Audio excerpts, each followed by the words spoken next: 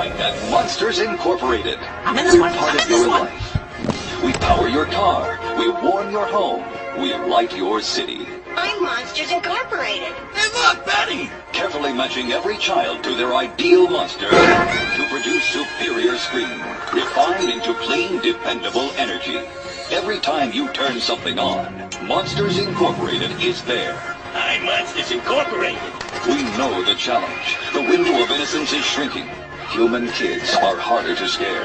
Of course, MI is prepared for the future with the top scarers, the best refineries, and research into new energy techniques. If you haven't seen Monsters, Inc., the story was that in the monster world, as they called it, they had no energy source.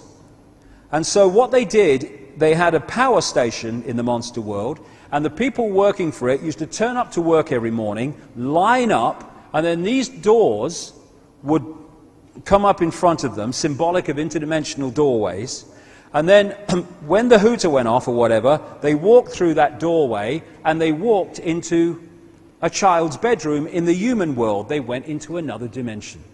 And the monster's job was to frighten the child. When the child screamed, to catch the scream, the fear, in a tube thing, and come back into the monster world to then power that, because it had no energy source. And I thought, sod in hell, I've heard that somewhere before. And of course in the Matrix movies, the theme was of the machines, the controllers, feeding off human energy, and in the words of the Morpheus character, they have turned human beings into one of these. And that's one major level of what's going on, I would suggest. Another point that people say to me is, understandably, is when they're looking at it from a five-sense level, is why would these people, all the way through history, why would they try to manipulate an agenda for the control of the world sometime in the distant future when they wouldn't be here to see it? Well, that's not the way it works. That's just the way it seems to work when you think this world is quote, real and solid and has a time. If you take this to be the human world, and this to be the line of history, we have a version of time which is just manufactured, which appears to give a sequence of events and all the rest of it. Within the interspace plane, they have movable time. They can move up and down this timeline. So they can come in here and they can control someone from the 16th century or the 15th century. They come in here, they're controlling people from what we call the 20th century, because the time is an illusion.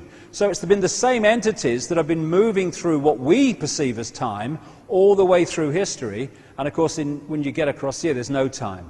And that's why that near-death experiencer said, there is no time, there is no sequence of events, no such thing as limitation of distance, of period, of time, of place. I could be anywhere I wanted to be simultaneously.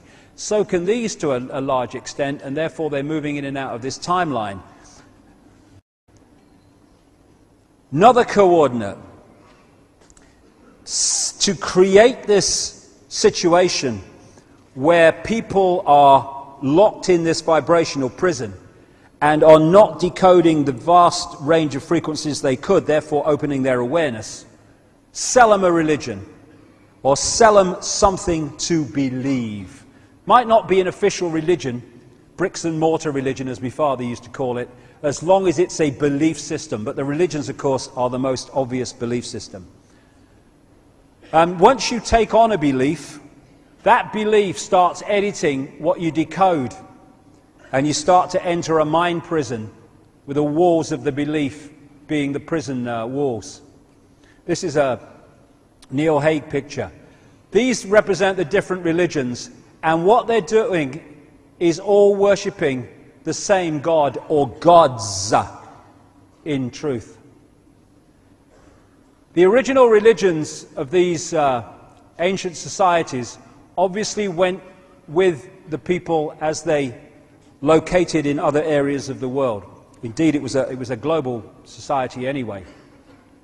And it's based, the reptilian religions, if you like, are based on the moon and the sun.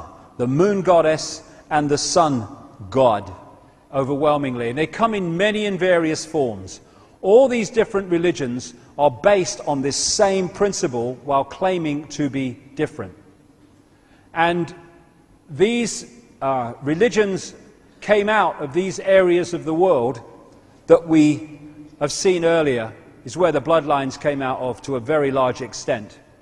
This area I've called the religion factory, because that's where most of the major ones came from.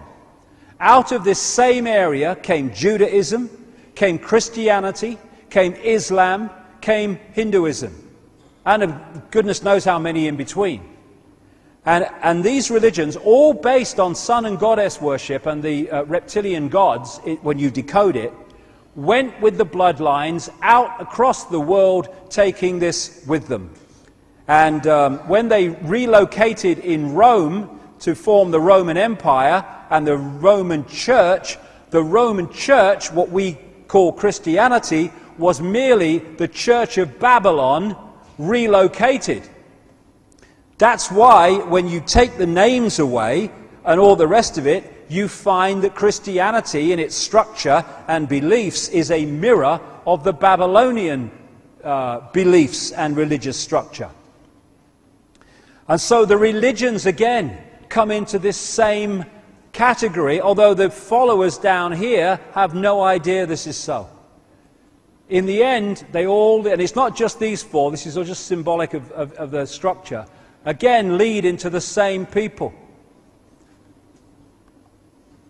And they worship the same gods under different names without realizing it. And I have to say, it's the same with great chunks of what we call the New Age, which is based on the Eastern religions. Now, there's a lot of stuff in the Eastern religions about the nature of reality and vibrations and chakras and all this stuff. It's very, very good. But still, the whole basis of a lot of it is the same story. And I was reading some articles recently by people who've researched this and indeed directly experienced it, and a lot of these mantras that are chanted in Sanskrit, the ancient knowledge of the Indian area, they translate some of them as giving yourself to the gods or God, giving yourself to the deity. And when you make that choice, that decision to give yourself to the deity, you make a vibrational connection, and the deity can suck you dry and control and take over your thought processes because you've just given permission to. You've opened yourself to it. And these are other dimensional entities.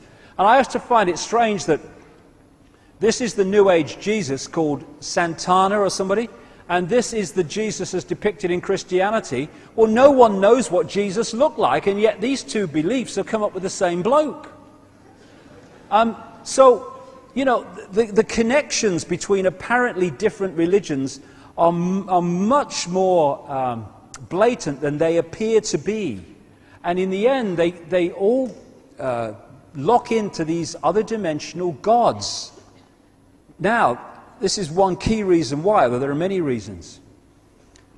There's this phrase, very true: energy flows where your attention goes. When you focus on something, your energy starts to flow in that direction.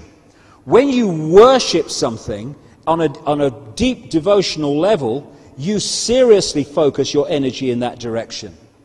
So what happens when you're starting to focus your attention on different versions of the same gods under different names of the same God singular? Energy flows where attention goes. Christianity. Energy flows where attention goes. Energy flows where attention goes. Energy flows where attention goes. Energy flows where attention goes. Energy flows where attention goes. It's another way that our energy is being milked and vampired by giving our power away energetically, literally, to external gods or a god as we perceive it. The energy is all coming in the same direction, and the two-way flow of influence is coming in the same direction.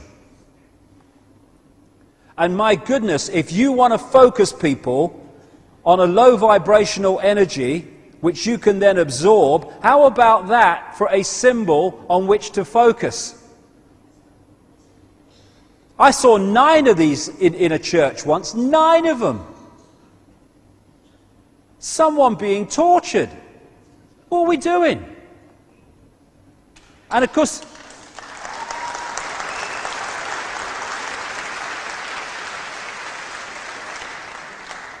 and what you get then is the next level of this use of religion in manipulation. In each religion is fighting for its own predominance as the only religion. Dominate, chosen people. Again,